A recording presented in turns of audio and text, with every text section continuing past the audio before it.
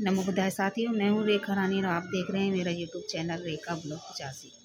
तो साथियों, जो मैंने 2 दिन पहले एक वीडियो डाली थी जिसमें एक मनुवादी विचारधारा की जो महिला थी, वो बाबा साहब को और दलित समाज के लोगों को गालियाँ दे रही थी। और जो जिस तरीके से वो हमारे दलित समाज के लोगों को नीचा दिखा रही थी और वीडियो में बोल रही थी और बाबा साहब को भी इतना बुरा भला बोल रही थी। तो देखिए, आप वीडियो देखिए, पहले जो मैंने डाली थी उसमें से कुछ उस मनुवादी की क्लिप देखिए, फिर आगे हम बात करते हैं। आज भारत की एक गद्दारों की गद्दार जाति भीमा कोरेगांव शौर्य दिवस मना रही है, क्योंकि 500 ये 2.5 फीट के इनके सैनिक, ऐसे भीमटे और नीलटे सैनिक उसमें लड़े थे। जिसको क्या क्या, अरे 2.5 फीट के लोग 6-6 हाथ के लोगों को मिट्टी में मिला दिए और फिर भी अभी भी रोना ही रो रहे हैं। मैं ऐसे भीमटों और नीलटों से पूछना चाहती हूँ कि एक वाक्य तुम लोग, एक जो बाबा भूतनाथ थे संविधान के कंपाइलर, वो उनका बड़ा कोट करते हो कि शेरनी का दूध है शिक्षा, जो पिएगा वो दहाड़ेगा। अब दहाड़ना तो तुम्हारा हो नहीं सकता, मैं तो कहती हूँ भौंकना ही हो सकता है। और ऊपर तो हम धिक्कार भेजना और थूकना भी पसंद ना करें, क्योंकि हमारे थूक का भी अपमान होगा। भीमटों और नीलटों, सुधर जाओ। देखा आपने, ये किस तरीके से बहुजन समाज के लोगों को गालियाँ दे रही है और कितनी जहर मानसिकता इनके अंदर भरी हुई है। और इनकी हिम्मत इसलिए हो जाती है कि ये अपने आप को उच्च समझते हैं और दलित समाज को तुच्छ और नीच समझते हैं, लेकिन इनको यह पता नहीं है कि बहुजनों की ताकत कितनी है और बाबा साहब का जो संविधान मिला हुआ है उसकी ताकत कितनी है। और ये इसका कहना है कि संविधान के उस पर तुम इतने उछल रहे हो और जो तुम्हें एक डंडा पकड़ा दिया है, बाबा साहब का भी अपमान कर रही है और दलित समाज के लोगों को भी भीमटे नीलटे पता नहीं क्या क्या कहकर नवाज रही है। तो हमारे जो दलित समाज के लोग हैं उनकी ताकत इतनी है कि इसको ताकत दिखाई है और ये माफ़ी मांग रही है।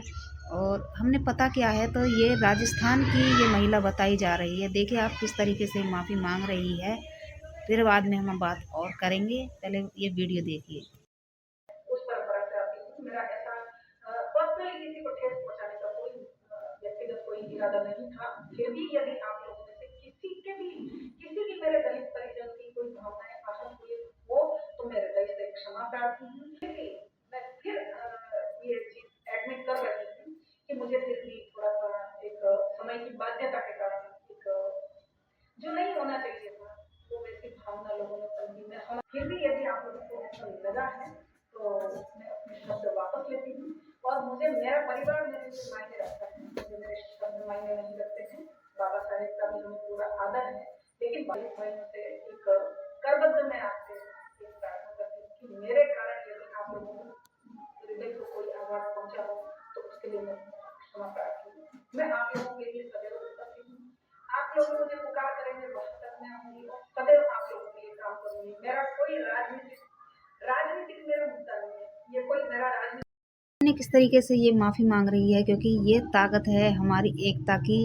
और जो बाबा साहब को मानने वाले लोग हैं, बाबा साहब के अनुयायी हैं, इतना तो वो बर्दाश्त नहीं करेंगे कि हमारे बाबा साहब को कोई गाली दे। इसकी हिम्मत इतनी होती है।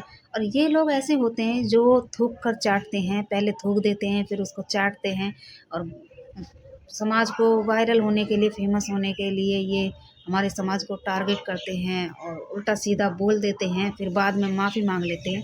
तो साथियों, मैं अनुरोध करती हूँ कि इन लोगों को छोड़ना नहीं चाहिए इस तरीके से। इस जो महिला है ये शायद सोच रही थी कि इसको कोई कुछ कहेगा नहीं और ये इसी तरीके से अपमान करेगी समाज का, तो कोई कुछ बोल नहीं पाएगा। लेकिन इसको हमारे बहुजन साथियों की ताकत का नहीं पता है।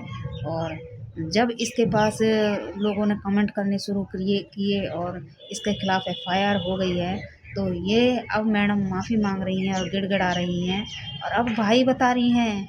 उन्हीं दलित और चमारों को ये भाई बता रही है। तो कितना दोगले इंसान ये लोग होते हैं। मनुस्मृति का एक खुले तौर पर ये समर्थन कर रही थी ये महिला, तो मैं आपको बता दूं, जिस मनुस्मृति का ये समर्थन कर रही थी, इसको इतना भी नहीं पता है कि मनुस्मृति के अनुसार महिलाओं को तो पढ़ने लिखने का भी अधिकार नहीं था। चार दीवारी से इस तरीके से ये माफ़ी मांग रही है, क्योंकि ये ताकत है हमारी एकता की। और जो बाबा साहब को मानने वाले लोग हैं, बाबा साहब के अनुयायी हैं, इतना तो वो बर्दाश्त नहीं करेंगे कि हमारे बाबा साहब को कोई गाली दे। इसकी हिम्मत इतनी होती है। और ये लोग ऐसे होते हैं जो थूक कर चाटते हैं, पहले थूक देते हैं फिर उसको चाटते हैं, और समाज को वायरल होने के लिए, फेमस होने के लिए ये हमारे समाज को टारगेट करते हैं और उल्टा सीधा बोल देते हैं, फिर बाद में माफ़ी मांग लेते हैं। तो साथियों, मैं अनुरोध करती हूँ कि इन लोगों को छोड़ना नहीं चाहिए इस तरीके से। इस जो महिला है ये शायद सोच रही थी कि इसको कोई कुछ कहेगा नहीं, और ये इसी तरीके से अपमान करेगी समाज का, तो कोई कुछ बोल नहीं पाएगा। लेकिन इसको हमारे बहुजन साथियों की ताकत का नहीं पता है। और जब इसके पास लोगों ने कमेंट करने शुरू किए और इसके खिलाफ एफआईआर हो गई है, तो ये अब मैडम माफ़ी मांग रही हैं और गिड़गिड़ा रही हैं, और अब भाई बता रही हैं। उन्हीं दलित और चमारों को ये भाई बता रही है। तो कितना दोगले इंसान ये लोग होते हैं। मनुस्मृति का एक खुले तौर पर ये समर्थन कर रही थी ये महिला, तो मैं आपको बता दूं, जिस मनुस्मृति का ये समर्थन कर रही थी, इसको इतना भी नहीं पता है कि मनुस्मृति के अनुसार महिलाओं को तो पढ़ने लिखने का भी अधिकार नहीं था, चार दीवारी से बाहर निकलने का भी अधिकार नहीं था। और जो हमसे ये बोल रही थी, बहुजन समाज के लोगों से, दलित समाज के लोगों से बोल रही थी कि तुम यहाँ गाल बजाते हो, तो गाल तो ये बजा रही थी क्योंकि अगर मनुस्मृति तुम्हें इतनी प्यारी लगती है तो मनुस्मृति के हिसाब से चलो, अपनी चार दीवारी में रहो, अपने पति की सेवा करो, अपने बच्चों की सेवा करो, और जो प्रथाएं हैं उनको निभाओ। सती प्रथा भी आप निभाओ, और जितनी भी घर में चुपचाप बैठ जाओ। संविधान के ज़रिए तुम इतनी हिम्मत तुम में हो गई है कि सोशल मीडिया पर आकर तुम बोल रही हो, तो ये भी ताकत हमारे भारतीय संविधान की है, जो महिला को हक अधिकार मिले हैं। नहीं तो तुम्हें चार दीवारी में ही कैद रखा जाता, तुम बाहर नहीं निकल पाती।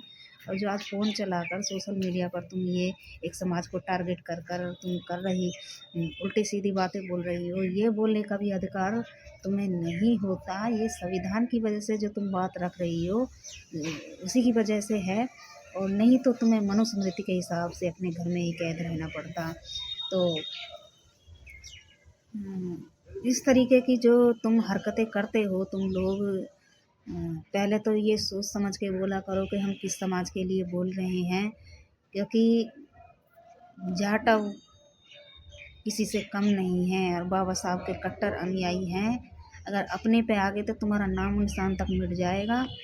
और भीमा कोरेगांव जिसके लिए तुम कह रही थी, और उस भीमा कोरेगांव के शौर्य दिवस को हम मनाते थे, मनाते आए हैं और मनाते रहेंगे जीवन भर। जब तक मानवता है तब तक हम अपने शौर्य दिवस को मनाएंगे। जो तुम पे हो सकता है, जो उखाड़ना है उखाड़ लो, और जितनी हिम्मत है, जितनी ताकत है तुम में लगा लो। लेकिन हमारा बहुजन समाज इसी तरीके से अपना शौर्य दिवस में महापुरुषों की जयंती, महापुरुषों की विचारधारा को इसी तरीके से फैलाता रहेगा। और जितनी तुम में ताकत है उतना जोर लगा लो, हमारा बहुजन समाज उसी तरीके से आगे बढ़ता रहेगा।